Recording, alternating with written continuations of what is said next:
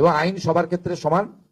তিনি মন্ত্রী হন, শান্ত্রী হন, সাংসদ হন, বিধায়ক হন, যেই হন, যে দলেরই হন, এমনকি যদি সরকারি কর্মচারী পুলিশ কর্মী হন, তার ক্ষেত্রেও আইন সমানভাবে প্রয়োগ করা হবে।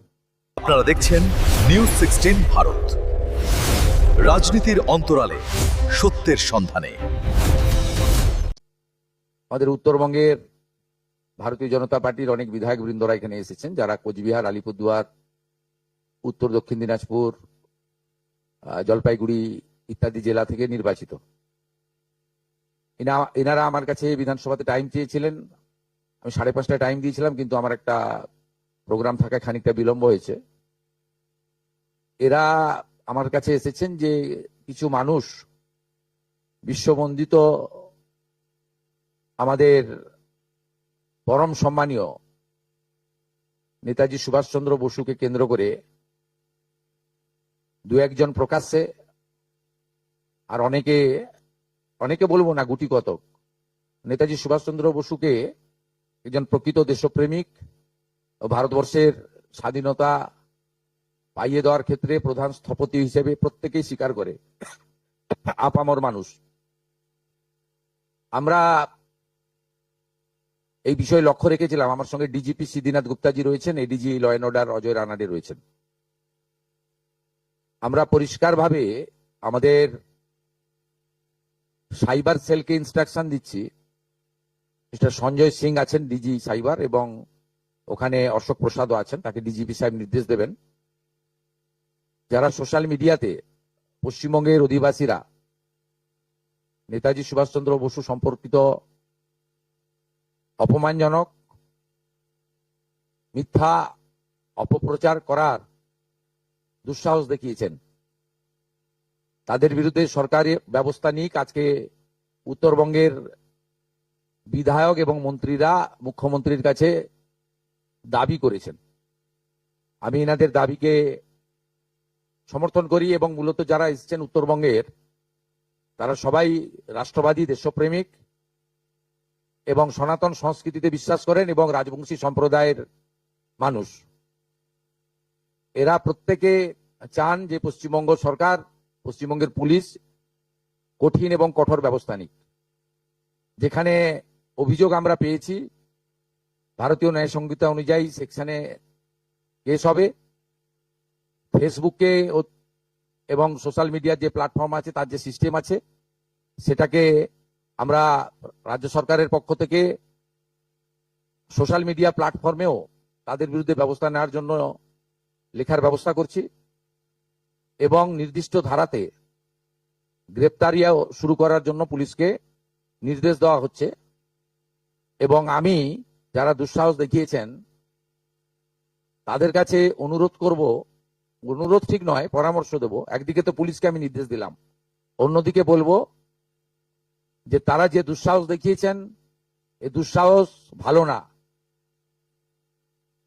এবং এটা পশ্চিমবঙ্গ সরকার, পশ্চিমবঙ্গ পুলিশ ভালোভাবে নিচ্ছে না। আপনারা অবিলম্বে ক্ষমা চেয়ে পোস্ট করুন, নিজেদের পোস্ট ডিলিট করুন। ডিলিট করে দিলেও যে ছাড় পাবেন তা নয়, নির্দিষ্ট সেকশনে পুলিশ ব্যবস্থা নেবে, এবং ব্যবস্থা নেওয়ার ক্ষেত্রে পুলিশ নিজেরাই সিদ্ধান্ত নেবে, ওখানে আমরা কোনোভাবে হস্তক্ষেপ করব না। তারা আইনে যা যা সেকশন আছে সেটার মধ্য দিয়ে করবেন। আমি ধন্যবাদ জানাবো আমাদের উত্তরবঙ্গের এতজন বিধায়ক, যারা রাষ্ট্রবাদ এবং দেশপ্রেমের পক্ষে লড়াই করেন। তাদের পক্ষ থেকে এই ধরনের একটা প্রস্তাব বা দাবি মুখ্যমন্ত্রীর কাছে তারা করেছেন, এই জন্য তাদেরকে ধন্যবাদ দেব। এবং আমাদের সরকার, পুলিশ অবিলম্বে কঠোর এবং কঠিন ব্যবস্থা নেবে। আপনি যেটা ইংরেজিতে বলে সেটা আমি আলাদা করে কারণ নাম বলবো না, কাউকে হিরো জিরো করার জন্য বলিনি। পশ্চিমবঙ্গের, ভারতবর্ষে তো নিশ্চয়ই অন্য প্রদেশও একই ব্যবস্থা নেবে। পশ্চিমবঙ্গের মাটিতে, আমি তো পশ্চিমবঙ্গের মুখ্যমন্ত্রী, আমি পশ্চিমবঙ্গের কথা বলতে পারি। পশ্চিমবঙ্গের মাটিতে দাঁড়িয়ে পূজ্যপাত, প্রাতঃস্মরণীয় দেশপ্রেমিক, যিনি স্বাধীনতা পাইয়ে দিয়েছেন, নেতাজি সুভাষচন্দ্র বসু সম্পর্কে যারা যেখানে অপমানজনক, অশোভন,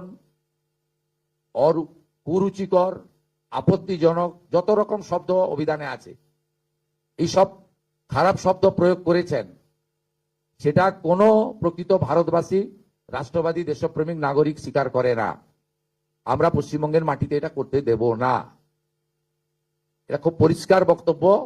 দুপুরবেলা আজকে বিধায়ক সেবা কেন্দ্রের নাম নেতাজি সুভাষচন্দ্র বসুর উপর ডেডিকেশন করেছি আমরা।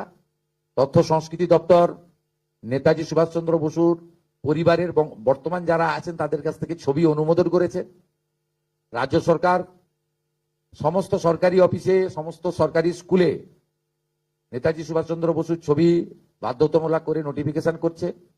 তথ্য সংস্কৃতি দপ্তর ছবি তৈরি করে প্রত্যেক বিধায়ককে প্রত্যেক সরকারি দপ্তরে পাঠানোর ব্যবস্থা করছে, কয়েকদিনের মধ্যে পেয়ে যাবেন। আজ বিকালেই ওনার পরিবারের সঙ্গে তথ্য সংস্কৃতি প্রিন্সিপাল সেক্রেটারি মিট করে ছবি অনুমোদনে নিয়ে এসছেন। আমরা তো একদিকে এটা করেছি, সাথে সাথে যারা এই ধরনের কাজ করেছেন আমাদের সাইবার ক্রাইমের অন্তর্গত, cyber crime, social media crime এবং আমাদের পুলিশের জেনারেল বিএনএস এর অন্তর্গত যেগুলো আছে, এটা সাইবার ক্রাইমের মধ্যে হয়তো পড়ে না, কিন্তু সোশ্যাল মিডিয়ার মধ্যে যারা আছে, আমাদের ডিজিপি আছেন, ডিজিপি সাহেব নিজে এটা দেখে নেবেন। আমাদের STF, cyber cell, CID, IB সবার সাহায্য নিয়ে, এর সঙ্গে অন্য কারো কানেকশন আছে কিনা এগুলো ইলেকট্রনিক ডিভাইসকে দেখে তাদের যে সোশ্যাল মিডিয়া পোস্ট হয়েছে, লাইক শেয়ার কারা করেছেন, কমেন্ট কারা করেছেন, তারা পশ্চিমবঙ্গের নাগরিক কিনা, পুরোটাই দেখে নেওয়ার জন্য পুলিশকে নির্দেশ দেওয়া হচ্ছে এবং গ্রেপ্তারও করতে বলা হচ্ছে। এবং আইন সবার ক্ষেত্রে সমান, তিনি মন্ত্রী হন, শান্ত্রী হন, সাংসদ হন, বিধায়ক হন, যেই হন, যে দলেরই হন, এমনকি যদি সরকারি কর্মচারী, পুলিশ কর্মী হন, তার ক্ষেত্রেও আইন সমানভাবে প্রয়োগ করা হবে। আপনারা দেখছেন নিউজ 16 ভারত, রাজনীতির অন্তরালে সত্যের সন্ধানে।